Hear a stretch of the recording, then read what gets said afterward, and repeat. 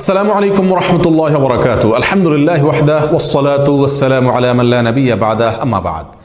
সুপ্রিয় দর্শক শ্রোতা ভাই বোনেরা, আমাদের দেশে প্রায় শোনা যায় কোনো নাস্তিক, কোনো ইসলাম বিদ্বেষী অথবা ইসলাম নিয়ে কটূক্তিকারী ব্যক্তির হত্যার কিংবা হত্যা চেষ্টার ঘটনার কথা। এই সকল ঘটনার পেছনে আসলে কারা জড়িত সেটা আল্লাহ সুবহানাহু ওয়া তাআলা ভালো জানেন, সংশ্লিষ্টরা ভালো বলতে পারবেন।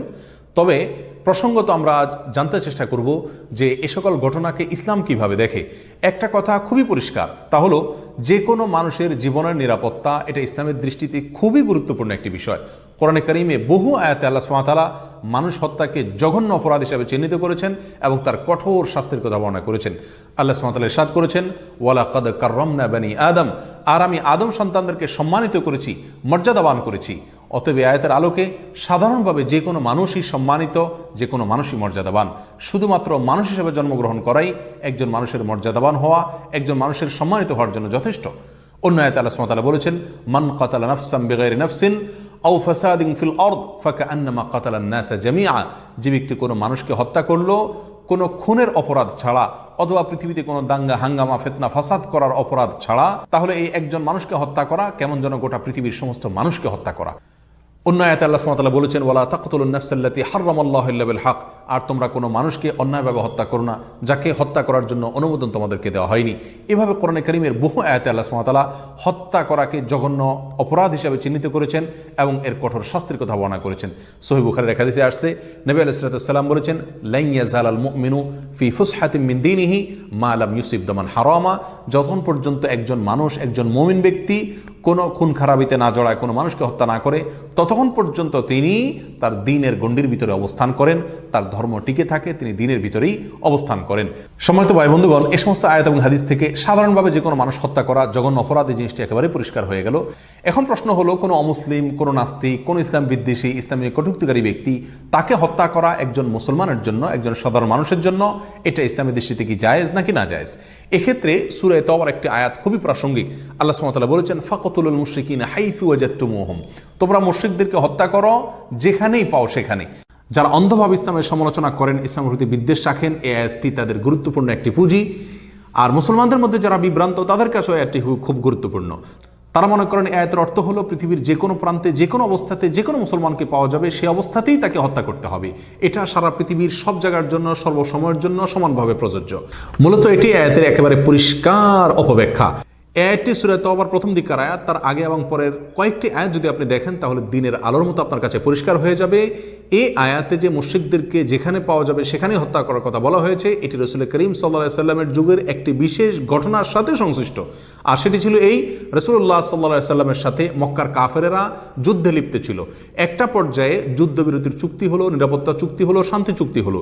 আল্লাহ সুবহানাহু ওয়া তাআলা সেই চুক্তি চলাকালীন সময়ে কেউ কাউকে হত্যা করতে কঠোরভাবে নিষেধ করেছেন এবং এও বলেছেন, চুক্তি যদি কেউ ভঙ্গ করে ফেলে অথবা চুক্তির মেয়াদ যদি শেষ হয়ে যায়, তাহলে সেক্ষেত্রে আবার আগের যুদ্ধাবস্থা ফিরে আসবে।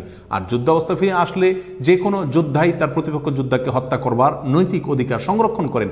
আল্লাহ সুবহানাহু ওয়া তাআলা এখানে সেই কথাটা বুঝিয়েছেন। অথচ এটাকে আমরা অনেকে সাধারণ নির্দেশ মনে করছি এবং সব জায়গায় সর্বাবস্থার জন্য বলবৎ বলে মনে করছি, যেটি সম্পূর্ণ ভুল এবং পরিষ্কার একটি ভ্রান্ত ধারণা।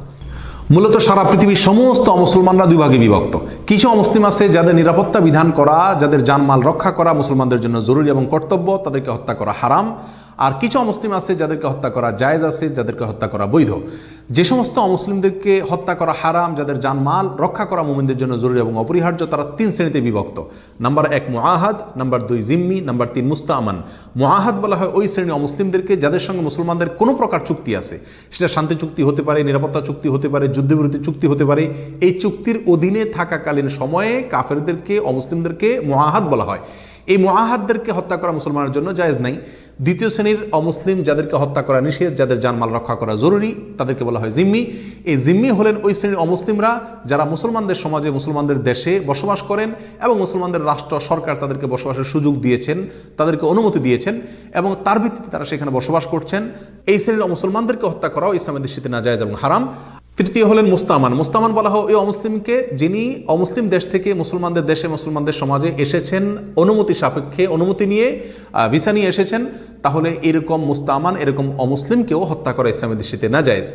এবার আসা যাক এই 3 শ্রেণীর অমুসলিমের জান মাল হেফাজত করা, রক্ষা করা মুসলমানের জন্য জরুরি, তার দলিল কি?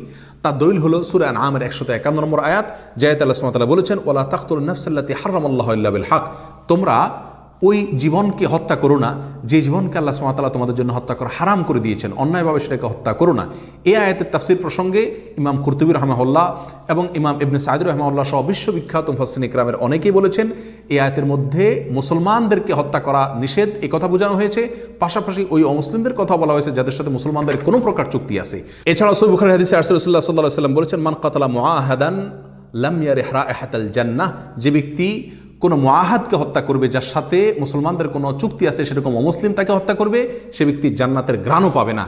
এই হাদিসের ব্যাখ্যা প্রসঙ্গে সহিহ বুখারীর বিশ্ববিখ্যাত ব্যাখ্যা গ্রন্থ ফাথুল বারীতে হাফেজ ইবনে হাজার আসকালানী রাহিমাহুল্লাহ বলেছেন, ওয়াল মুরাদু বিহি মাল্লাহু আহদুম মিনাল মুসলিমিনা সাওয়ান কানাত বিআকদ জিজিয়াতিন আও হুদনাতিন মিন সুলতানিন আও আমানিন মিন মুসলিমিন, মুসলমান শাসক এমনকি একজন মুসলমানের পক্ষ থেকে যদি কোনো অমুসলিমকে নিরাপত্তা দেওয়া হয় তাহলে সে এই হাদিসের অধীনে নিরাপত্তা পাওয়ার অধিকার রাখে এবং তাকে হত্যাকারী জান্নাতের ঘ্রাণও পাবে না।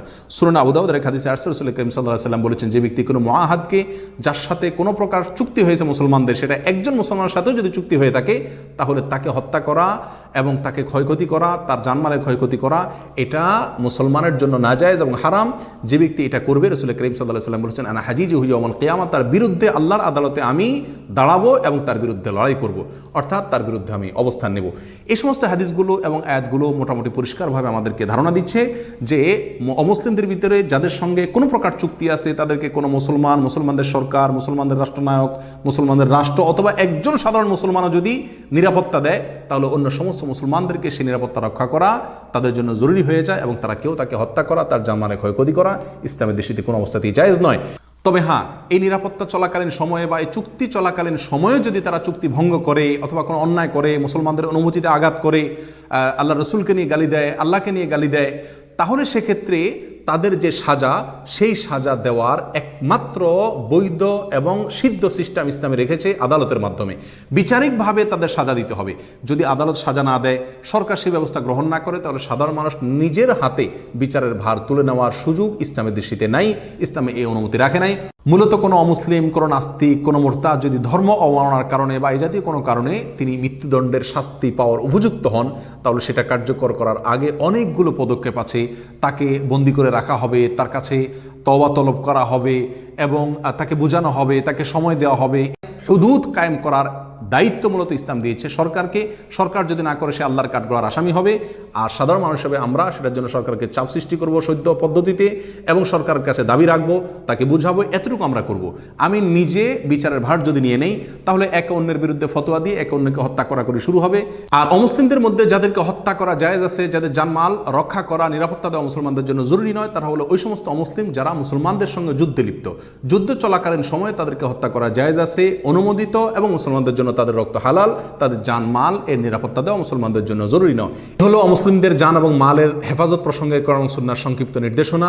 মনে রাখতে হবে, এই ধরনের ইস্যুতে সংখ্যাগরিষ্ঠ ওলামা একরামের সিদ্ধান্তকে জেনে তার উপরে আমল করতে হবে এবং তার আলোকে সামনে অগ্রসর হতে হবে। কোনোভাবেই বিচ্ছিন্ন কোনো মত অথবা নিজের নিছক জোশকে প্রশ্রয় দিয়ে যদি আমরা কোনো কাজ করি তাহলে সেক্ষেত্রে নিজে ক্ষতিগ্রস্ত হব দুনিয়া এবং আখিরাতে, এবং সেই সাথে ইসলাম এবং মুসলমানদের ক্ষতি আমরা ডেকে আনবো, বয়ে আনবো। আল্লাহ সুবহানাহু ওয়া তাআলা আমাদের সকলকে এই প্রসঙ্গে কোরআন এবং সুন্নাহর নির্দেশনাকে পরিপূর্ণভাবে পালন করা, মান্য করার তৌফিক দান করুন, সঠিক সিদ্ধান্ত গ্রহণ করার তৌফিক দান করুন। ওয়া আখিরু দাওয়ানা আলহামদুলিল্লাহি রাব্বিল আলামিন। আসসালামু আলাইকুম ওয়া রাহমাতুল্লাহি ওয়া বারাকাতুহু।